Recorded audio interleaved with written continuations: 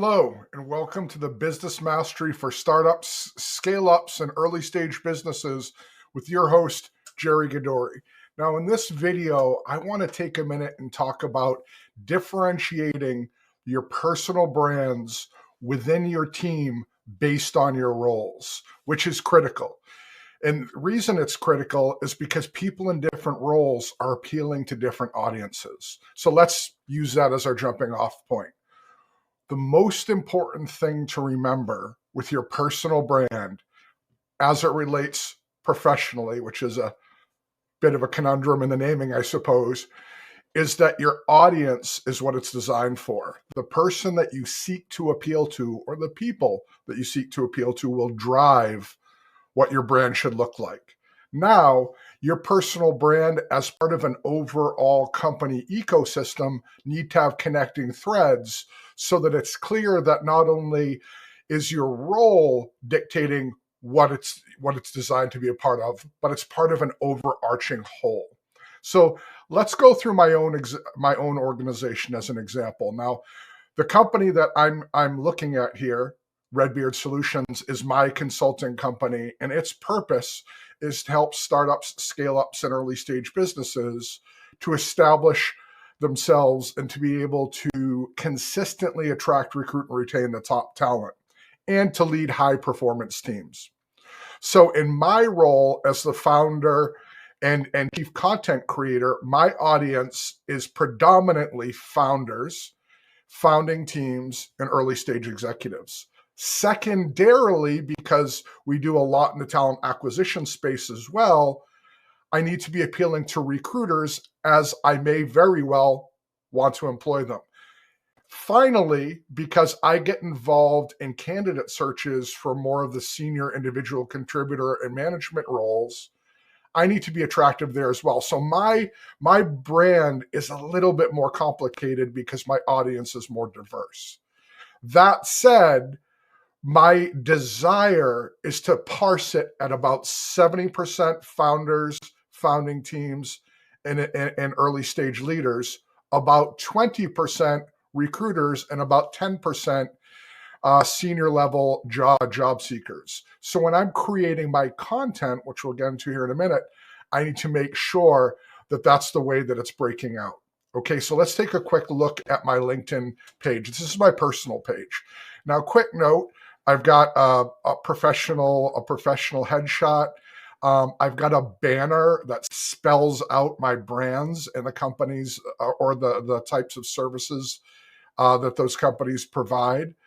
I've got a detailed subject here under my name, so it's pretty clear what I do and what I talk about. If you were to scroll down here, I've got posts featured that are the things that I want people to see here first.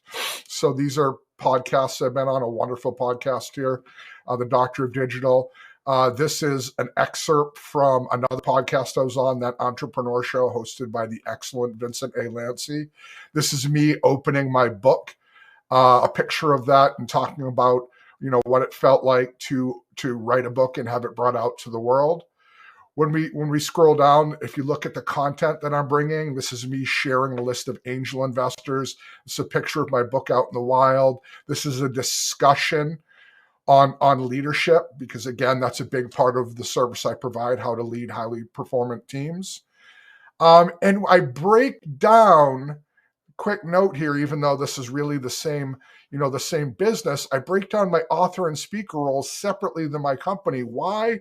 We'll get into detail here in a second, but the short answer is because I want to be able to segment out the content based on where it most belongs. So when I'm sending a post out from my personal brand, it's not going to be a sales message.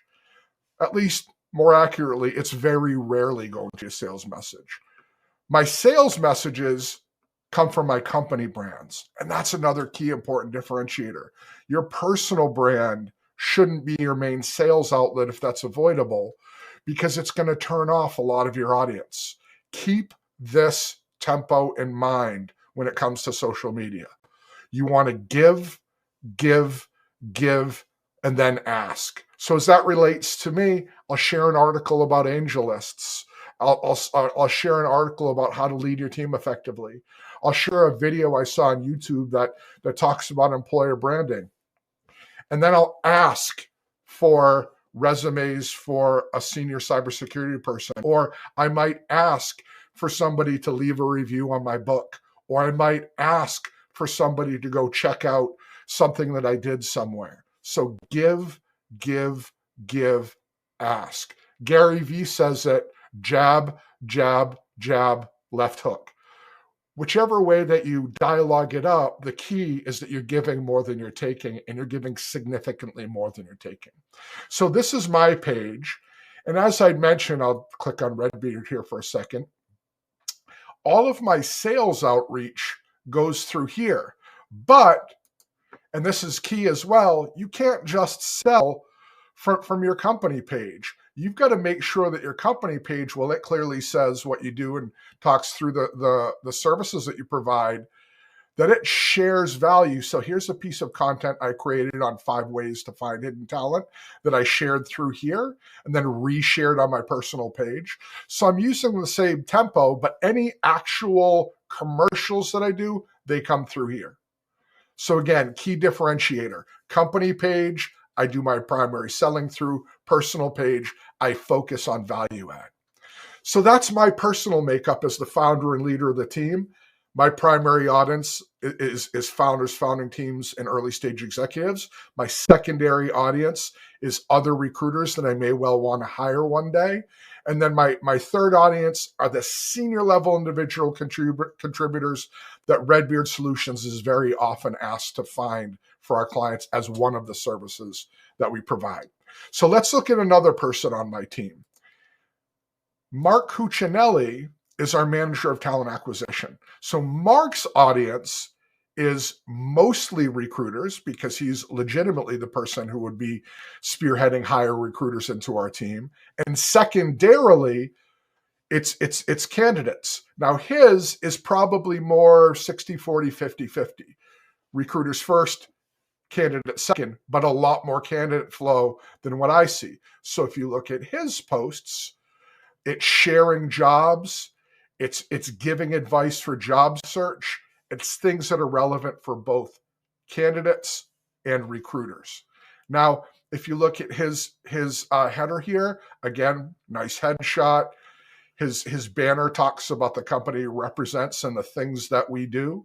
You know, in his role, his part of my company is that he's responsible for talent acquisition and helping to drive retention strategies for our clients. So again, talks about that here in his subject line. And I already talked about his content. Now going on to 2 of our recruiters, 2 of my rock stars, Aleem and Nithin. Let's start with Aleem. So Aleem, once again, if I can get this to load on LinkedIn. Once again, attractive headshot. Now you'll notice his is more personal branded. Now, quick note, you'll notice that a lot of thought has gone into all of our headers. He talks about the services that we provide, attractive subject line here. He designed his stuff on Canva. So all of my core team have a strong background in digital marketing and design because we do a lot of employer branding for our clients. And if you look through his content, it's all focused on the types of folks that he works with, AI folks, cloud folks, cybersecurity talent. So he's doing the things necessary to build his presence in that space to the extent that he's become a top recruiting voice. Great job, Aleem. Now let's look at our friend Nithin, again, another one of my rock star recruiters. Attractive, not very humble headshot here. Great picture though. Attractive banner talking about what we do.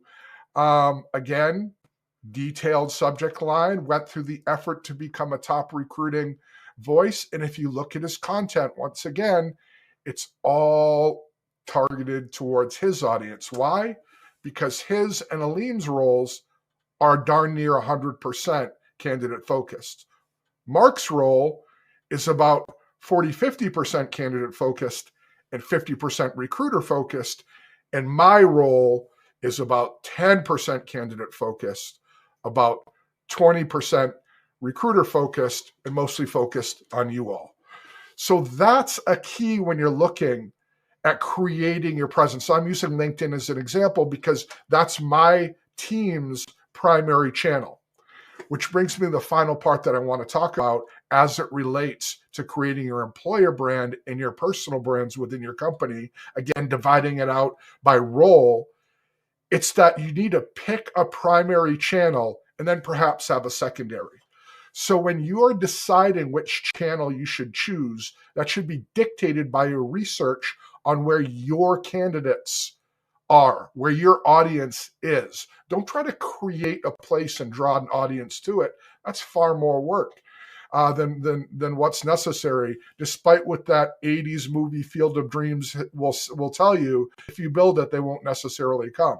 Far better to go to the place where your audience is. And spoiler alert, for most of us, that's going to be LinkedIn. It's the biggest business networking site in the world, so it's probably here. But wherever it is, find that place and create your presence there. Now, we have secondary channels. For us, it's YouTube and our podcast, the Business Mastery for Startups and Scale Up show, which is on Apple Podcasts, Spotify, Google, etc.